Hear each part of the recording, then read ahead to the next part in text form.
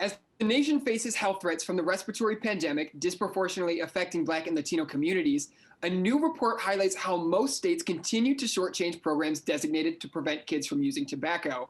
Cronkite News reporter Karina Espinoza tells us what Arizona is doing to fight tobacco use.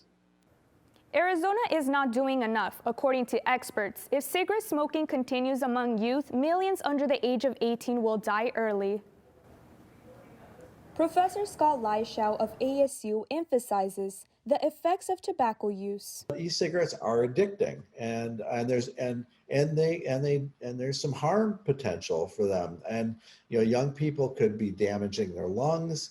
And we don't always know what's in the ingredients in the e-cigarettes. Be tobacco free. STAND is part of the Tobacco Use Prevention and Cessation program that helps Maricopa County youth advance free tobacco living in their schools and communities. Helen Wagner, vice president of STAND, says she spent 2 years on this effort. And I personally have had so many friends who are underage, like they're not of that legal age to use tobacco and get the vapes that they do.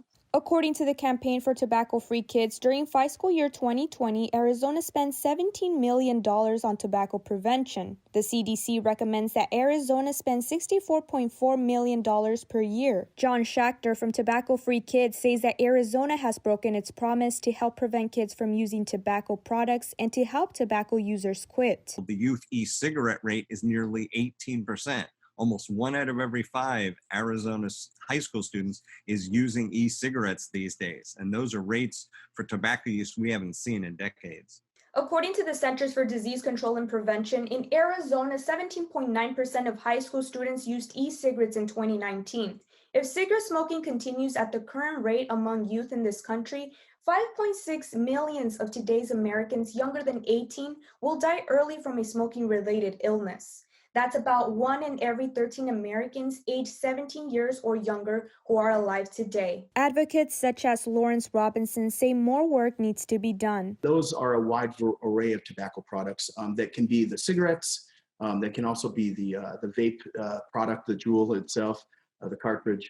But it can also just be the marketing, and we want to put an end to that as well. As for Wagner, she will continue to do her part in her community. There's a ton of cigarette butts and like jewel pods found like on the playground where the children are. So we just want the park to be safe and clean. Current data on tobacco users in Arizona shows Indigenous at 23%, African Americans at 14%, and Hispanics at 15%. The work of these advocates has not only been to stop young people from consuming tobacco, but also to prohibit companies from targeting its products to kids. In the studio, Karina Espinoza, Cronkite News.